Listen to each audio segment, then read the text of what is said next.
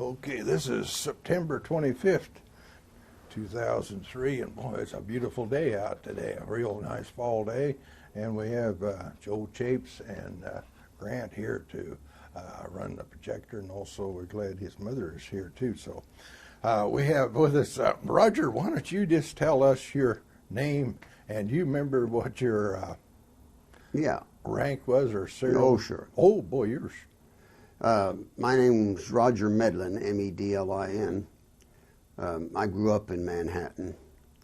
I was taking electrical engineering at Kansas State. Oh. And a good friend of mine, Byron Haskins, who grew up here in Manhattan, and I got to talking about this war is going to be over and we'll miss it. Now, we had a deferment because of the electrical engineering. What year would that have been? Do you remember what year that was? Yeah, that was 1943. Well, I believe we started talking about it probably in 1942. Oh, yeah. But by 43, our mind was made up that we had to do something. So we How rushed. far along were you in college then? Or? Oh, I had had 3 semesters by then. But he and I rushed down to Topeka and tried to enlist in the Merchant Marine. Oh, yeah. And they said, no, we don't want you. Well, we were both amateur radio operators, and we knew the code well. And we thought we'd get in there. It was pretty exciting, and so we decided that we'd get in it. Well, they wouldn't take us. We didn't know it. They just said no, but they had a deal set up with the government. They wouldn't take any students on deferments. Oh, they didn't tell us that. That's the reason they couldn't take it. Yeah. Well, of course, you could have died off Murmansk in a blizzard or something. But so we came back, and the only thing we could figure out was, of course, we had our draft number, and so we went down to the draft board here in Manhattan and said, take us, take us. Well, boy, they sure did the next day. Oh. And we went down to Fort Leavenworth and were inducted. What year was this? Let's see, what year was that? That was 1944. Oh. No, that was I'm sorry, it was 1943. Oh, yeah. And there was no trouble getting in, it turned out. We went through their testing stuff and up at Fort Leavenworth where we were inducted. And it turned out that he and I, who'd been together through high school, but we ended up in a different deal. I ended up, when they made their decision in the Air Force, and poor Byron carried a radio across Europe in the infantry. Oh. He never did think it was a fair deal. But I took my radio training at Medlin Radio School in Kansas City. It was a Braniff Airways used to be there, and Braniff used that as a training deal for their personnel. And so they decided that they'd make an Army Air Force school out of it, and they did. So, of course, I guess it's really Air Corps then, though. It was the Army Air Force, I guess. Or Air Corps, was it? Yeah, I guess it was Air and Corps. then Anyway, that's beside the point. We took the training, and well, that was your basic training? No, our basic training. I went first to Atlantic City, New Jersey. Oh, so out there on the boardwalk, beautiful place, except in January. Oh, it's a little cold. Oh. But we marched up and down the boardwalk, so we kept the ice off of it. So you could say you walked the same place Miss America's. Yeah, that's right. But they had all of those hotels occupied by the Air Force, and they had thousands of people there taking this training. So there were really a lot of people stamping up and down that boardwalk. That was an expensive. I never appreciated Atlantic City in the wintertime, but gosh, I bet that's a pretty nice hotel. Well, yeah, they were stripped down, for the GIs, but they were nice, sure. I'll bet a lot nicer than some of them Army barracks. Oh, absolutely. But finally got through basic training and went back to this radio school in Kansas City. And I had something that laid me up for a few days, and the doctor got all excited about it and shipped me up to Leavenworth Hospital. Oh. Got rheumatic fever or something. Well, I had some type of arthritis which came and went. Oh, yeah. But I laid around there for a couple of weeks and got over it. And by then I missed the end of my class, so I had to hang around a few more days and take the final. And I graduated at the top of the class, which was pretty easy. Boy. In that group. They had instructors who didn't know up from down. And what kind of radio? Well, we aren't getting in now. Well, the military, the Air Force radios were what they covered. Oh. And so they trained me to be a technician on repairing any kind of that equipment. Oh. But and so that was all right. I enjoyed it. The equipment was good. The manuals were complete. You didn't have any trouble at all getting the stuff fixed. So I enjoyed the job. They sent me from there down to... if I have any problem with my radio, could you fix it today? No, I'm sorry, but these radios today bear no resemblance whatsoever to Oh, they don't. I had a friend brought a radio over to me. He said, "This is a real old timer. I'll put tubes in it." He was wrong about that. It was full of transistors. Oh. Well, let's see, where was I? Yeah, we got off subject here. So you was going to radio school? Yeah, I graduated from there. And that was in Kansas City? Yes, Yeah. Medlin Radio School that the Air Force had taken over. And so they shipped me to Overseas Replacement Training Center. Where was that? In Goldsboro, North Carolina. Boy. And, you know, they were just killing time, and so we walked. And we walked and we walked. I still remember the 30-mile hikes. Oh. And we ran. And I was never very strong on that. My brother was the athlete in the family, so I wasn't really keen on that, but I lost a lot of weight. Oh, and yeah. I guess I shaped up. Anyway. Today there's a number of senior citizens walk around in the Yeah, mall. it does them a lot of good. I used to walk there before my knees went back. Oh, yeah. Well. At least you was getting paid for walking then. Yeah, not much. Yeah. Hey, how much was you getting? You remember that? Well, I can't remember. What grade? When I got through radio school, I got to be a corporal. Oh, boy. You really moved right up And there. was it $72? I just don't remember. Yeah, I was thinking it was. Then all the benefits, everything. Oh, yeah, everything. So. And you aren't married yet either, are you? Oh, gracious, no. Oh. Well, we went down to Newport News, Virginia from Goldsboro and caught a troop carrier ship to Casablanca, Africa. Oh. They were big. They had a class of troop carriers called General Class. And they were big ships. I think there was something in the vicinity of 10,000 people on the one I was. We had no escorts or anything like that. They just got out and ran for it. They said that they were faster than the submarines. They weren't really worried about it. Well, I don't know. We zagged our way across the Atlantic in really rough weather. Days did you spend on Atlantic? Well, to get to North Africa, I think it was only 5 days. 5 days? That machine moved right on. Oh, gosh. When I went over from New York to France, we spent 14 days. What kind of a boat?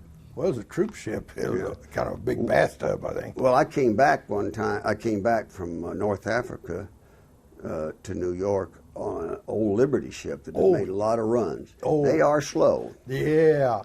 But Boy, this was a fast ship and a brand new one. Oh, yeah. That's, see, did you have a private room in there? Oh, yes, I did.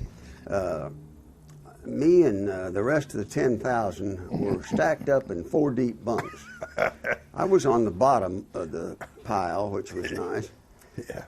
Well, they asked for volunteers for the gunnery crews, the anti-aircraft. And so I volunteered because I wanted to get out of that cellar if I could. And so I got to spend at least half the day above up on the top in a gunnery spot. We never saw anything to shoot at. What kind of a gun was it? Well, we were shooting one of those 4-barreled, I believe it was called a Beaufort.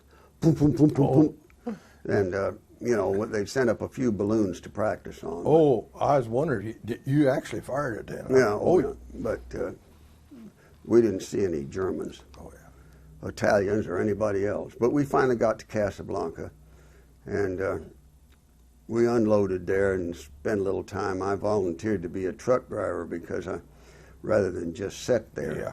I didn't know how you shifted one of those things, but I found out pretty quick. Oh, was that 6x6? Yeah. Oh, it was. And we were hauling the baggage. Always thought about that. When I was in the Army, they wanted truck drivers. Somebody could drive a V8 V8. Boy, I jumped the thing. It took me around behind, and what it was a wheelbarrow, had 8 spokes. Oh, and a big yeah, handle. that sounds about right. You did better than I did. Well, it took a little while to learn how to shift gears in the blooming thing, but it was interesting. And Boy, there's them 6x6s. There's a lot of them in. oh yeah, there surely was. It was the workhorse. They sure were. It was 6-wheel drive, wasn't it? Or all the wheels drove. I don't know. 4-wheel anyway. I don't remember. We weren't in any mud, so I never found out. Well, we spent some time there, and then they portioned us out to where we were going. We were the replacements, and so we went from Casablanca in Morocco to a town in Algiers. I forget what the name of the town was, but we went by train, and it was very much like World War I when they had the 40 and 8, 40 men or 8 horse. We were in these little French-made boxcars, straw on the floor, and it was just a few days, but it's not the ideal way to travel. And it was jam-packed with... have any seats or nothing, did you? No. Stood? Yeah. They stopped occasionally, thank goodness. I never did care much for that K-ration and stuff. But the natives would run out there, and they were selling an orange, which I've only seen once since. They called them blood oranges. They had little specks of red in them. Oh, yeah? And they were just delicious. I think I'd have starved to death between those places, except for the natives. And you could buy a sack full, very inexpensive. So when we would stop, the peddlers would rush up. Let's see, what'd you call that? A blood? Blood orange. Oh, they have little flecks of red. Have you ever seen one since? Yes, I have. I bought some at Dillon's last year. They don't taste as good as I remember them, but these were... you can still buy them. Well, that's the only ones I've ever seen, but I liked them. Well, I'll have to try some. Yeah, if you find one, that's the thing. Oh, yeah.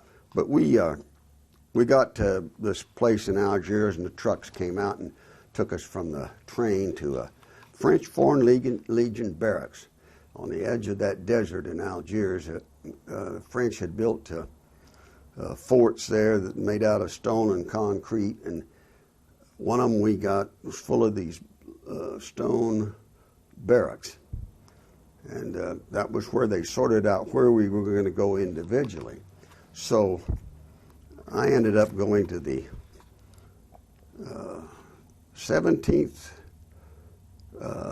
Squadron of the 64th Troop Carrier Group of the 12th Air Force, which was stationed then in Tunisia. So I guess they came and got me. I don't clearly remember, but there were no more trains. But we went back to Tunisia, and the airfield there at Tunis was a spit of land out in the Mediterranean. And all night long there was planes going across you, but I learned to sleep through that. But I was a radio repairman, and I knew that business pretty well. Pretty quickly, it was easy, and I enjoyed it. And well, let's see. You could talk back to the base. Was that it, or where? No. I just repaired the radios if they went bad. Oh yeah. And it was easy to do, and I enjoyed the job. But I'll skip some time in there. No need to put the whole world in. But later on, in North Africa, the captain that was the communications officer of this squadron said, he said, "I see you're a radio amateur." And I said, "Yes, sir." And he said, "So am I. How good's your code speed?" And I lied to him, I suppose, and said 20 words a minute. And but I had worked a lot of secret code, and I knew it. So the man said, "Well, we've got 17 airplanes and 16 radio operators. You're now a radio operator." Well, I didn't have any training or anything. I made a couple of trips with old hands, and there I was. I was quite surprised. Boy. But it turned out that faking the colorblind might have turned out pretty good. They wouldn't have taken me then if I. But it was interesting. The war in North Africa was beginning to wind down. See, that's Rommel. Yeah, Rommel was getting run out of the desert in North Africa. And see, Eisenhower was down there too. Well, yeah, there was Montgomery was the head general. From the British. Yeah, and anyway, pretty soon an order came down that they were going to send a group of us to India.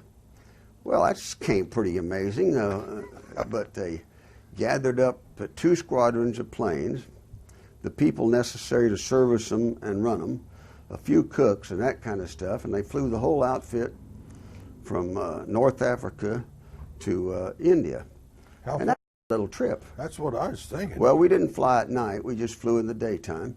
Gosh, that's... And we'd land and fuel up. And so we were in a lot of interesting places. What were some of them places? Well, we started off, we were in Cairo and in Tel Aviv and in India at the Taj Mahal and Agra just to see it. Every place we went that there was something important to see for a tourist, the colonel declared that one of our engines was missing. We'd have to work on it. And we'd stay over a day and do that. Very cultured man. Oh, yeah. And pretty nice. But anyway, we finally got to India. Well, them places you stopped, like Taj Mahal and that, it wasn't damaged by the war? Oh, no, there was no war there. It was very nice. Tel Aviv was a very nice city by then. Oh. You could go into a store and buy a malt or something, you know. You could? Oh. It was quite amazing. And the cab driver said, do you know my brother? Where is your brother? Well, he's in New York City. He's a cab driver. No, I didn't happen to know his brother, but it was an interesting place. They spoke English. Oh, yeah. Oh, you used to talk about that Taj Mahal. I always think, I told you out there that one of the Hiawatha, they have this Davis Memorial. Yeah. This guy. He copied it a little? He made statues of him and his wife sitting in chairs about like you were, had about 6 stages. And then he got his hand in the corn picker and he got it was off. And then the other one he showed was with him and an empty chair. His wife had died, and one of the profs went up there and called that the Taj Mahal of Kansas. So I can say I've seen the Taj Mahal of Kansas, but I sure haven't seen. Well, did you get to go inside? Oh, sure. Oh, you did? You know, the Taj Mahal is actually a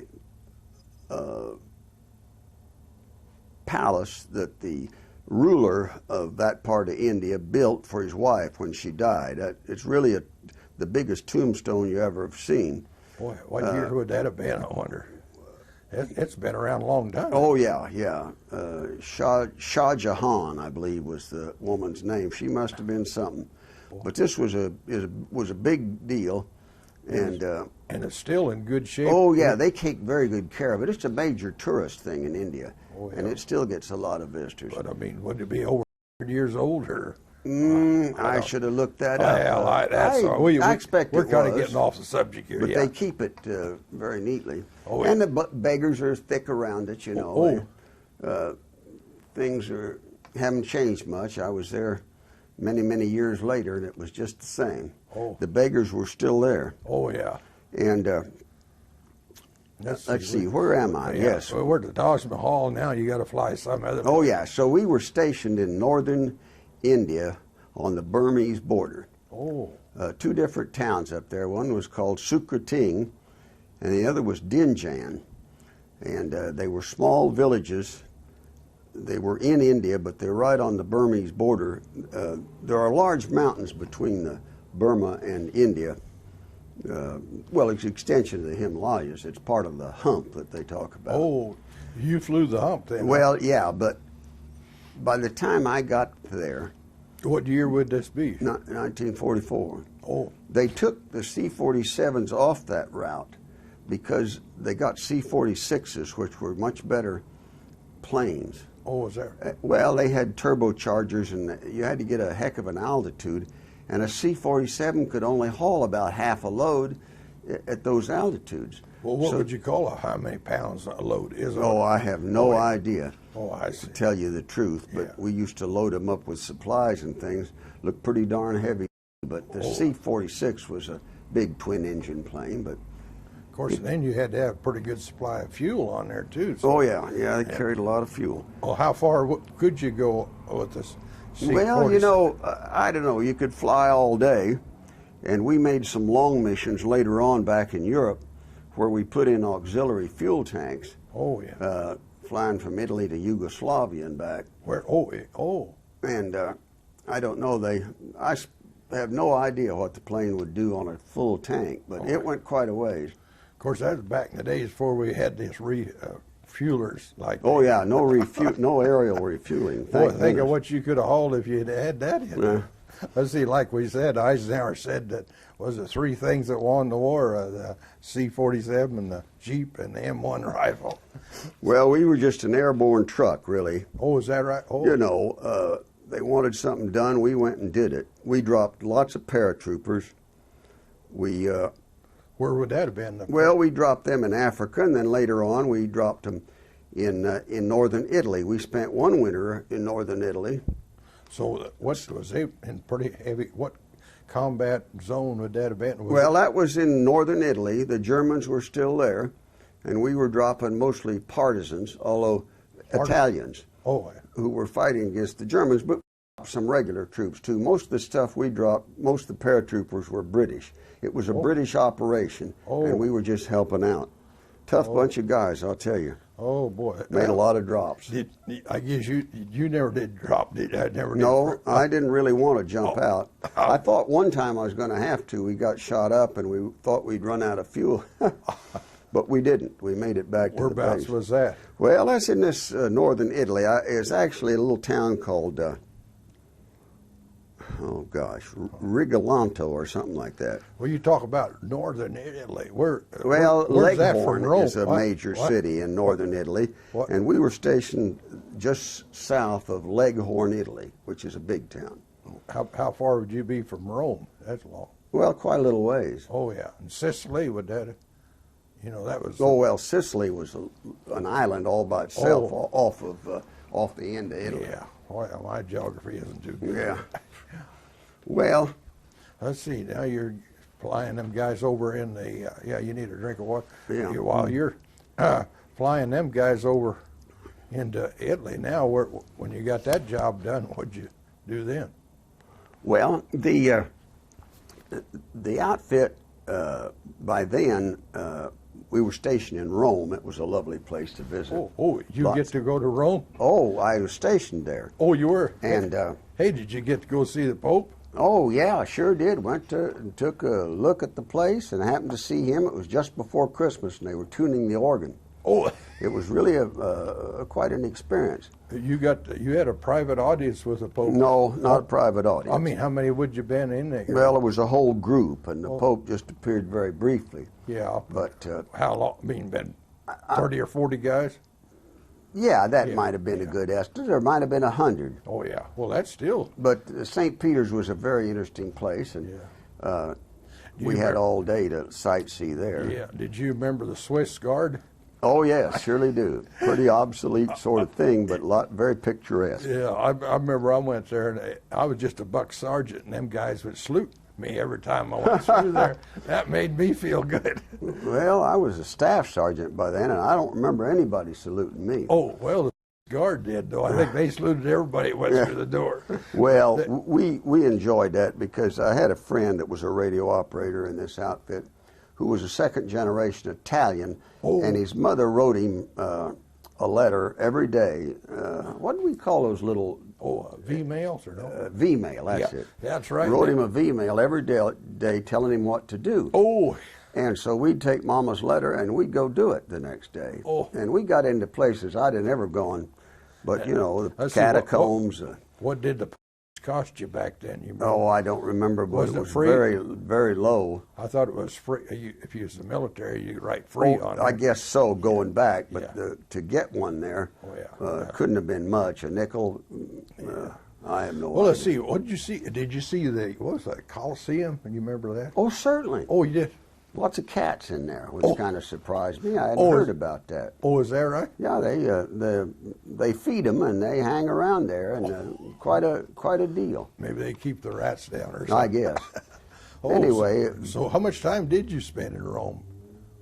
Well, that's something that I really can't remember. Well, that's beside. Say 6 months. Oh my God! And then we moved up south of Leghorn to this town, Rigolanto or whatever the name of it is. Well, when you was in Rome, was the Italians, I mean, the Germans were out of there. Yeah, oh, yes, yes. They wouldn't let us in until they had it cleaned up. Oh, yeah. We were on the same airfield. I can't remember the name of that, but it's one of the major airports in Rome now. When my wife and I have been back in Europe, we use that same airport. Oh, so you have been back there? Oh, yeah, Oh. a couple of times. Oh, yeah. Have you ever figured up what that would have cost you? No, but it would have been a lot of money for my tour. But, and you got to see places that you probably wouldn't have seen if you wasn't. Well, I expect that's right. Oh. But we finished that deal off, and we wondered what we were doing. We just kind of killing time. Well, they finally explained to us that we were about to make the invasion of southern France. Now, that wasn't much of an invasion compared to Omaha Beach and that kind of stuff, but a lot of Americans died, and it was a hell of a place. What town would that, was Durg? No, what? No, we went in southern France. What towns was that? You remember what? I swear I don't remember, but we were stationed right outside of Marseille in France. We moved up there. Oh, yeah. A little town. Had a lovely lake out there, and I'd always enjoyed fishing, so I went down there and watched the natives, and I didn't speak French and they didn't speak English, but we had a good time, and so the guy told me if I wanted to get a rod and reel, go down to the hardware store. It's a little hard to convey if you don't speak the same language. Yeah, that's what it And was. so I went down there and bought the last Calcutta bamboo pole they had, and a spinning reel. I'd never seen a spinning reel before in my life. We didn't use them in this country. Yeah. And and got the guides and the tip and all, and made up a rod, just like the French were using. I went back there, and the old man showed me how to. I don't know what the fish was. It looked kind of like a walleye, but it was slightly smaller than that. They have several fish similar to walleyes in Europe, but I don't know what these were. They were very good eating, though. Oh. And so I got to, in my spare time, got to do some fishing. And then some of our brilliant aviators decided that there must be a quicker way to catch fish, and they dumped a couple of landmines in there and ruined the lake. I delighted to have caught them. Oh, yeah, I've heard them doing it with electric. Oh, Yeah, it was terrible. What was you using for bait? I took my an extra mosquito net. You remember? Oh, yeah. Mosquito nets over your bed, because malaria was rampant. Well, anyway, you'd take that thing and put sticks on the end of it, made a pretty good seine. Oh, is that right? And you get in the edge of that shallow water, and you could seine up some minnows for bait. Oh, I bet you could. It wasn't real hard. Kind of muddy bottom, but we'd get it done. I gave the Frenchman that showed me about fishing a package of tobacco. He was delighted. He smoked a pipe, and he was smoking something in there. It smelled like ground rubber tires. Oh, boy, I bet. Tobacco. And so he invited me home for dinner that night. It was very interesting. He had the whole family was very nice. Of course, we had a little time. Nobody not speaking French and no English, but it was quite enjoyable, and I always appreciated it. Yeah. They were farmers, raised some animals, and that's about enough of that, I guess. Of course, one thing is you got to feel the real feel of the atmosphere there by being in their home, even though you couldn't. That's right. It's different driving up and down. Just to remember what the kitchen looked like, or the. Oh yeah, I remember he had 3 beautiful daughters. Oh. But and they were very kind people, and I was very glad that they were as mad as I was when they set off the hand grenades in the lake, though. Oh yeah, I bet. But I didn't know if the French had. Well, they were they in the. Yeah, they was kind of the Germans come up. Oh yeah, they were fighting, and as a matter of fact, that's how I got my nose broken the first time. A friend of mine, another radio operator, and I used to go to a little town there and drink some of the native wine. There wasn't any beer. And one evening, we went in there, and the other fella who ended up owning an insurance company in Cincinnati. Anyway, he started an argument with this free French aviator. And they got to arguing, and I just sat there. I didn't know what they were saying, and I didn't realize this guy was mad. Pretty soon he hauls off with one of these bottles, and to hit this guy in the head, He knew it was coming. He ducked and he hit me right in the face. And those big old French wine bottles had a thick base with a cone up in there. Man, my nose was really splattered. So I rushed back to the base, streaming blood. And then they made the town off limits, which wasn't very good So either. you should have been eligible for the Purple Heart. Yeah, hit by a wine bottle. But it was, you know, I enjoyed the whole thing very much. I had some experiences I didn't enjoy.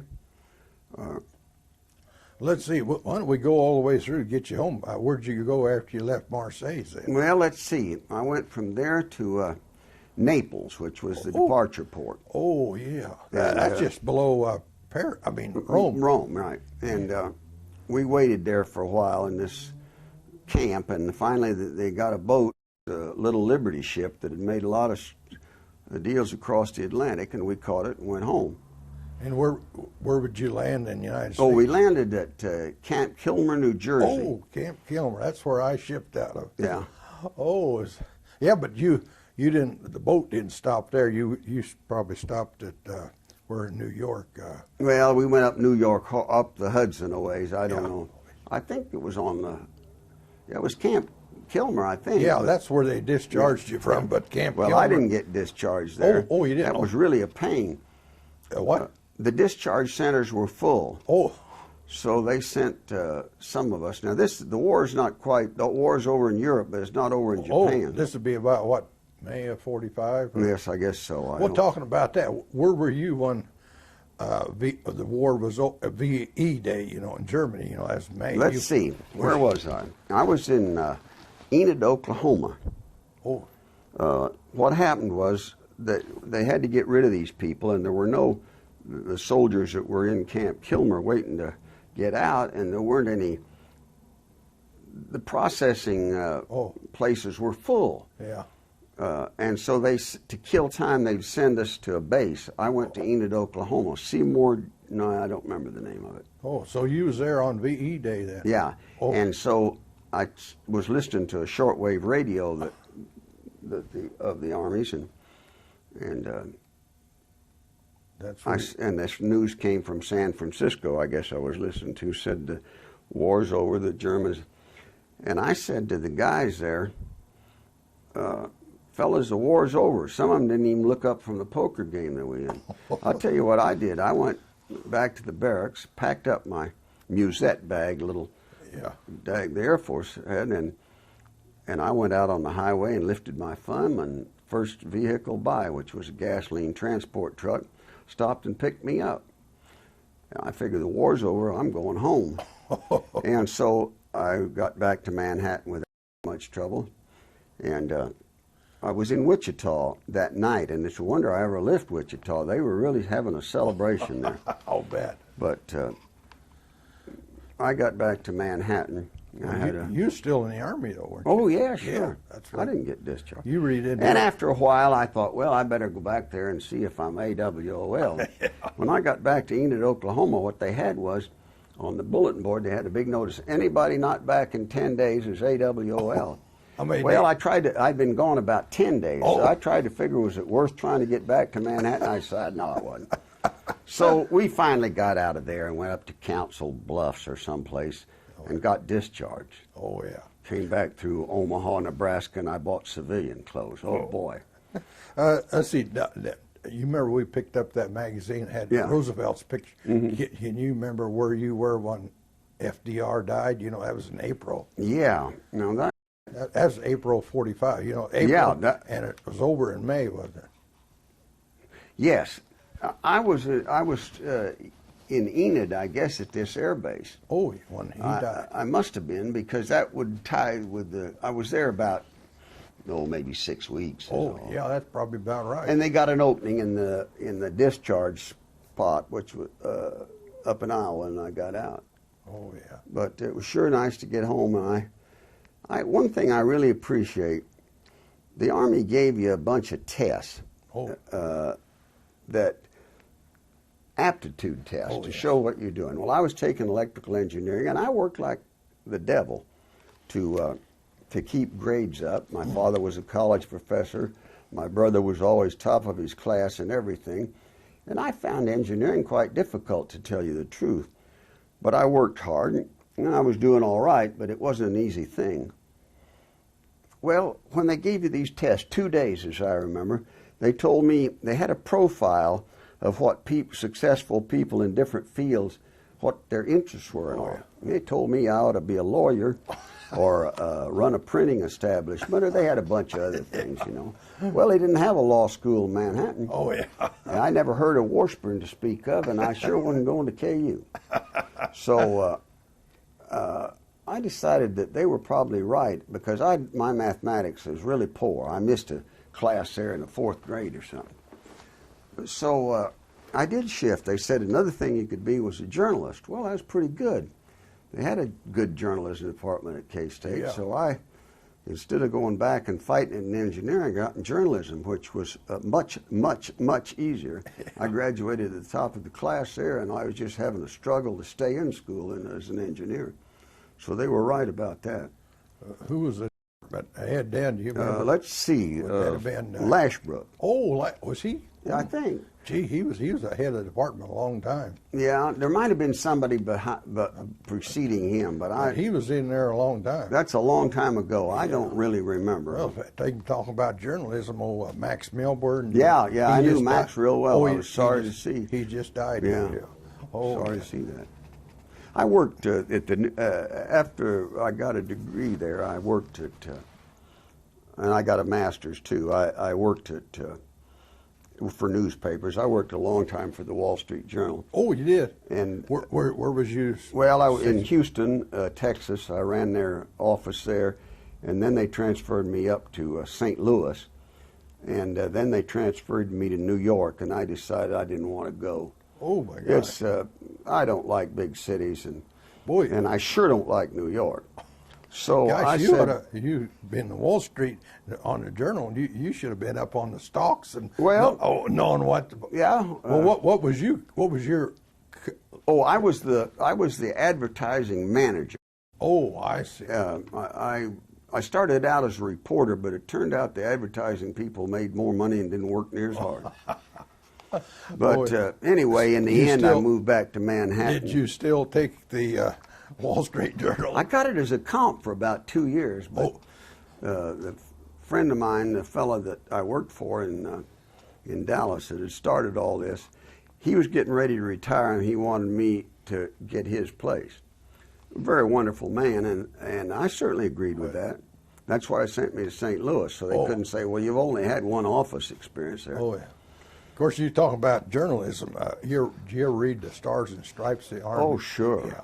Well, Absolutely. I was with them. Of course, I wasn't there. I was just in ministry. I don't know if you remember Bill Malden or not. If you don't, you weren't there. Yeah.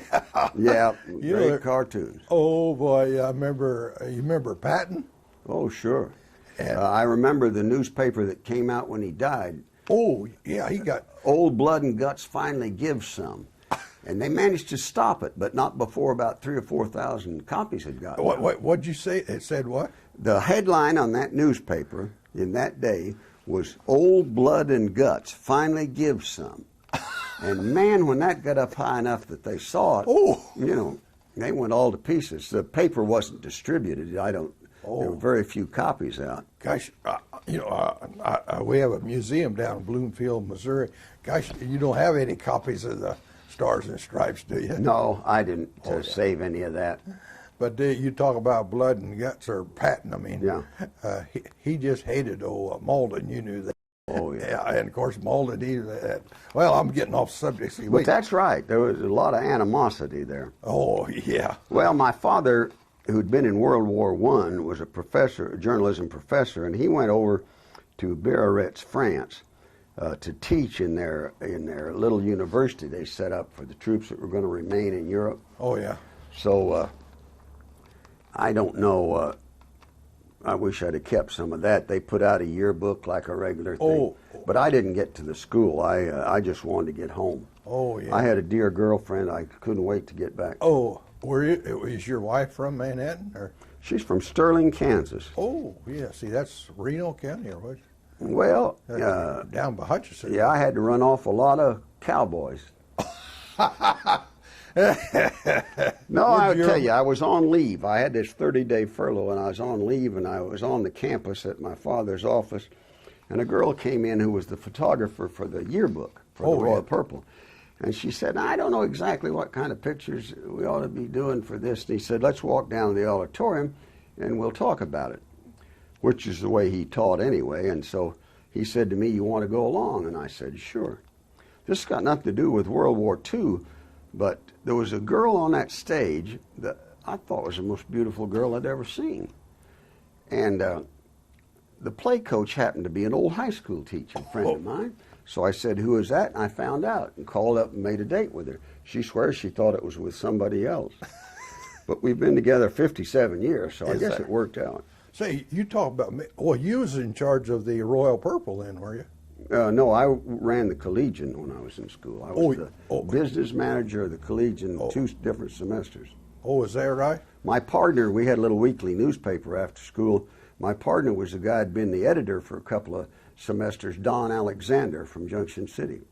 He died just the other day. Oh, is there? Oh, so you was editor of the Collegian then? Yeah. Mm-hmm. Well, I was the business manager. I ran the advertising end of the business. Oh, yeah. How big a publication was the Collegian? Oh, it came in those days just twice a week. Oh, yeah. Instead of a daily. Well, let's see. They even say today that Collegian, what is it? It's fairly one of the bigger oh, sure. circulation. Yeah, that's right. Yeah, sure. Yeah. They run quite a bit of advertising. I suppose they run some different articles than what you did, what they did. Yeah, I could see some of that stuff. I wonder how in the world. No, we would have never printed that. Well, say, talking about that, what was the guy's name that was in charge of the Royal Purple? You remember Medlin or me? Well, my father, C.J. Medlin. Oh, was that your? That's my dad. Oh, yeah, he was. Well, yeah, he was the student. He was the advisor on both the Royal Purple, the yearbook, and on the Collegian. Oh, yeah, I remember that. Yeah, and gosh, he made it difficult for me to graduate in journalism. I'll tell you that. It was the toughest course I ever took. Oh, you had. He did like to pour it on. Oh, you even took some classes from him. I had to take one class, ethics of journalism or something. He was the only person teaching it. Oh, let's see. I remember him talking about that. Gosh, how many awards did? Oh, they won 29. Is that? He was there 30 years, and the thing was, the Royal Purple. The first year he was there, they didn't have money enough to enter the contest. Oh, it cost $10 or something, and they frankly just didn't have it. You know, just coming out of the Depression. Oh, yeah. But he won 29 straight after that. Is that right? Yeah. Let's see. See now, what years did you? Let's see. I was there in journalism in 1946, 7, and 8, I guess. Oh, just before I got there. Then. Oh, yeah, I see. Yeah, I graduated in 48. 48. Oh, yeah. Yeah. Then you remember they always had talking about girls. They always had about 3 or 4 full-page pictures of the beauty queens. Yeah, that's what it was. Yeah. Oh, yeah. So you probably got a bunch of Royal Purples around here. We've got. I think we've got the line from about 1915 or 16, somewhere in there. Pretty solid. Oh, yeah. The library's got them up there. Which the K-State Library? No. Manhattan Library. Oh, yeah. Boy, that'd be fun to see. I asked them if they wanted some of those books. Well, they had them. Oh, they did? Yeah. Oh, yeah. They occupy a lot of space. Well, let's see then. We better get back to what you... Yeah. See. Well, I'm done as far as the war is concerned. Yeah. But then when you graduated, what'd you do then? Besides getting married? I went into business, into the newspaper advertising business. Where's that? Well, the first job was in Enid, Oklahoma. Oh. The Enid News Eagle, I believe it was. And from there I went down to Galveston, Texas, the Galveston News Tribune, the oldest newspaper west of the Mississippi. Gee. And I got to be advertising manager of that publication. And then I made a bunch of other stops before I got back to Manhattan. Oh, yeah. Worked for a lot of newspapers. Yeah. I enjoyed it. My wife didn't mind moving around. Oh, yeah. Well, that's good. Well, I guess we got you through the war and we got you back here, but gosh, Roger, we sure appreciate you telling us about your experiences. And boy, that would be fun to go back, have you take me over there as a tour guide. Let's do that again. We've been many times in Europe, but I never did have a trip where I got to retrace my steps. I was in India for 2 years with the university, and I wanted to go back to the place we were stationed up in. They having so much trouble fighting around there, they wouldn't let tourists go. Oh, yeah. It was in Assam, in northern India, right? Well, maybe it's a good thing that you might have seen more battle then than you would have. Yeah, I was glad I didn't see Okay, that. well, we sure thank you, and we sure Well, thank you so much. thank Joe and Grant and having Mrs. Chapes here too. So, yeah, if you want. Done? Yeah.